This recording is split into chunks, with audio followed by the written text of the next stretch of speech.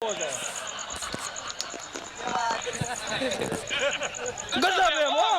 છોકરા આપણને પરસેવો વળવી દે.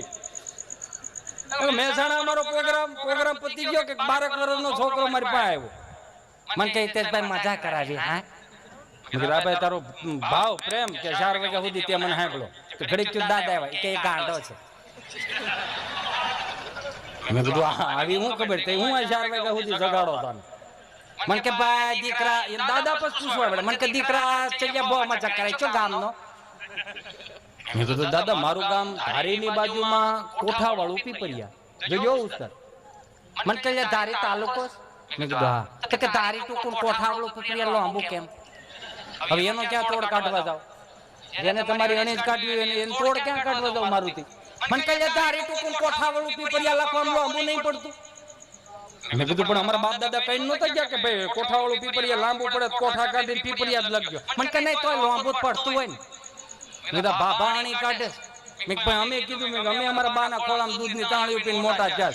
બાપા આજકાલનું નથી 6000 વર્ષ જૂનું ગામનું નામ છે. મને કે રેવા દે દીકરા 10 બાય 10 ના સ્ટેજ ઉપર મેલવાના હોય એટલા મોકાય હેઠે ઉતરી રેવા દે.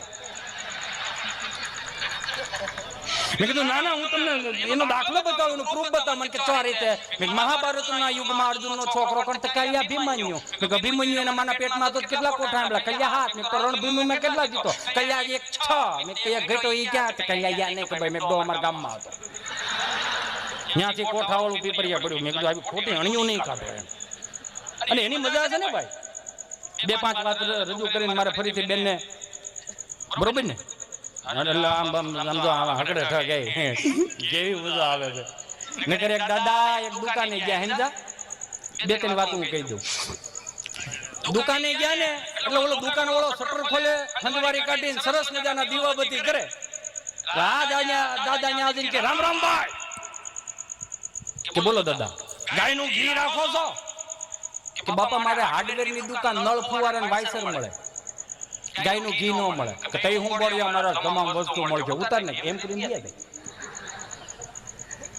બીજે દિવસે આવે કે રામ રામ ભાઈ અને એમ કે ખરેખર આજ કઈક એને લેવું હોય છે કે રામ રામ બાપા બોલો શું જોઈ ગાયનું ઘી રાખો.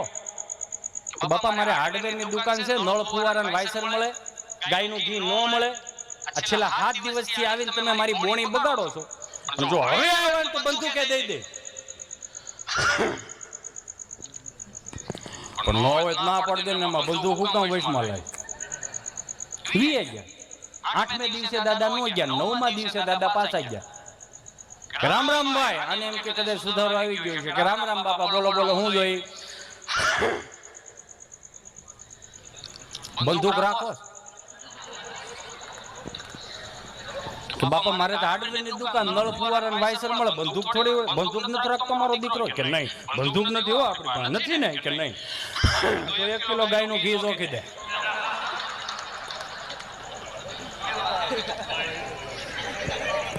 એને નો પૂગો સાહેબ એ 7-8 બાબલા બેઠેલા મંદિરના ઓટલે બીજો જગવીને કે વલ્લભ હાવ નવરા તો કે હું કરજો ગાયને હરિદ્વાર આંટો મારી તો કે પણ આપણી પાસે છે નહીં કે મારે હસવારો જોયું તારે ખાલી ભેળું આવવાનું કે એમ તો કે હા. હવે અહીંથી અમદાવાદથી ટ્રેનમાં બેઠા ત્યાં બરોબર હરિદ્વાર ઉતરા એ 5 બાબલા ઉતરા ને એટલે ટીટી માસ્તરે કાળો કોટ પહેરેલો ને એટલે દાદાને કીધું એ દાદા હું હા તમે હું ટિકિટ છે ટિકિટ નું નામ પડે ને એટલે દાદા થોડા ઢીલા પડ્યા હળવું કલારા ખેંચવા મળ્યા. 1 નંબરના પ્લેટફોર્મે ગયા 2જા નંબરના પ્લેટફોર્મે ગયા 3જા નંબરના પ્લેટફોર્મે ગયા. થોડા દોડતા હતા ને ટીટી માસ્તરે થાકી ગયો કે દાદા તમે ઉભા રહ્યો હું કઈ કેસ નહીં તમને કે તો ભલે બોલ કે દાદા તમારી પાસે ટિકિટ નથી. મારો રામ જાણે અમદાવાદ થી ખબર કે આપી હવે એની મારો બાપ ભાણા તો કે આ ટિકિટ કહેવાય તો ટિકિટ છે તો હું કામ ભાગો આ ટિકિટ છે એમ ને તો આ મારી એકની પાસે ઓલા 4 પાસે નહોતી. આ તો તું ઈ બાજુ જતો ને એટલે મવડી લીધો હાલ હરિદ્વાર નહીં આવી મારો દીકરો ગજબ એમ.